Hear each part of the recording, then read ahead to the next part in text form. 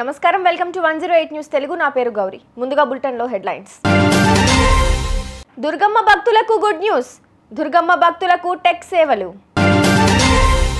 Telugu academy పుస్తకాల్లో పసలేదు ప్రామాణికంగా తీసుకోలేం టీజీపీసీ hospital ఎదుట హత్యాచార బాధితురాలి విగ్రహం క్రై ఆఫ్ ది అవర్ గా నామకరణం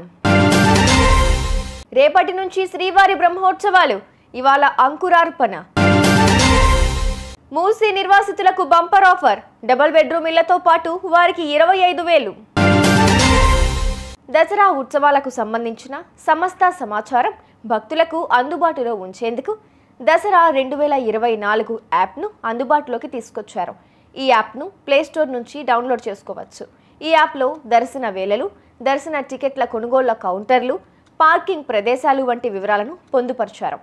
9418207117 ఈ వాట్సాప్ నెంబర్కు హాయ్ అమ్మా అని మెసేజ్ చేస్తే భక్తులకు అవసరమైన సమాచారం తెలుసుకునేలా ఏర్పాటు చేశారు. తెలుగు అకాడమీ ముద్రించిన పుస్తకాల్లో పస లేదని, అంతా డొల్లేనని టీజీపీఎస్సీ తేల్చింది.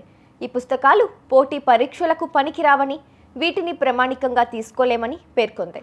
అకాడమీ ముద్రించిన పుస్తకాలు రన్నింగ్ నోట్స్లో ఉన్నాయని, ఎలాంటి రీసెర్చ్ చేయకుండా రాశారని, ఇవి కేవలం గైడ్ మాత్రమే ఉపయోగపడతాయని స్పష్టం చేసింది.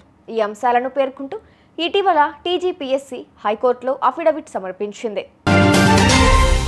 కోల్కతాలో ఆర్జీకర్ వైద్యురాలిపై హత్యాచారం సంచలనం సృష్టించిన సంగతి తెలిసిందే. ఈ తరుణంలోనే విగ్రహం ఆవిష్కరణపై సామాజిక మాధ్యమాల్లో చర్చ జరుగుతోంది. హత్యాచార సమయంలో ఆమె అనుభవించిన క్షోభ ప్రతిబింబించేలా శిల్పి అసిత్ సైన్ విగ్రహాన్ని రూపొందించారు. దానికి క్రై ఆఫ్ ది అవర్గా నామకరణం చేశారు. ప్రిన్సిపల్ ఆఫీస్కు సమీపంలోని పీజీబీ గార్డెన్ ఎదుట విగ్రహాన్ని ఆవిష్కరించేందుకు సిద్ధమవుతున్నారు. తిరుమల శ్రీవారి వార్షిక బ్రహ్మోత్సవాలు రేపటి నుంచి 12వ తేదీ వరకు కొనసాగనున్నాయి. ఇవాళ రాత్రి 7 నుంచి 8 గంటల మధ్య అర్చకులు అంకురార్పణ కార్యక్రమాన్ని నిర్వహించనున్నారు. ఉత్సవాలకు భారీగా భక్తులు రానుండటంతో అధికారులు పటిష్ట ఏర్పాట్లు చేశారు. రేపు రాత్రి సీఎం చంద్రబాబు దంపతులు శ్రీవారికి పట్టు వస్త్రాలు సమర్పిస్తారు. బ్రహ్మోత్సవాల నేపథ్యంలో వీఐపీ దర్శనాలు, ఆర్జిత సేవలను టీటీడీ రద్దు చేసింది.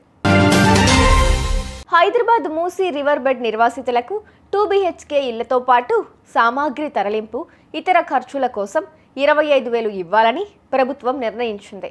ఈ మేరకు హైదరాబాద్, మేడ్చల్, రంగారెడ్డి జిల్లాల కలెక్టర్లు తాజాగా ప్రకటన విడుదల చేశారు. ఒక్కో నిర్వాసిత కుటుంబానికి 25,000 ఇవ్వనున్నట్లు తెలిపారు. అలాగే వారి సమస్యల పరిష్కారానికి ఆయా జిల్లాల్లో గ్రీవెన్స్ సెల్స్ ఏర్పాటు చేసినట్లు పేర్కొన్నారు.